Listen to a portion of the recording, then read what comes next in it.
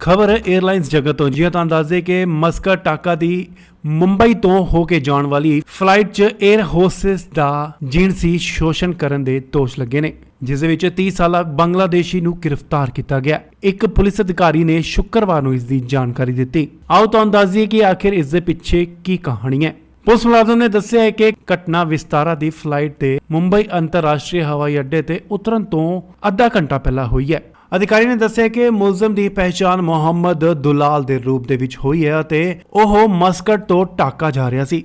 मुंबई च जहाज के उतरन तो आधा घंटा पहला दुलाल अपनी सीट तो उठदा है, ओह क्रू मैंबर दे कोल जांदा है अते क्रू दी महिला सहायक नूं चप्पी पा लैंदा है अते इन्ना ही नहीं, महिला नूं ओह चुम्मन की कोशिश भी करता है। उन्होंने दस्सिया कि जदों क्रू दे होर मैंबर अते यात्रियों ने उसनूं रोकण की कोशिश की तां ओह उन्हां ते भड़क गया।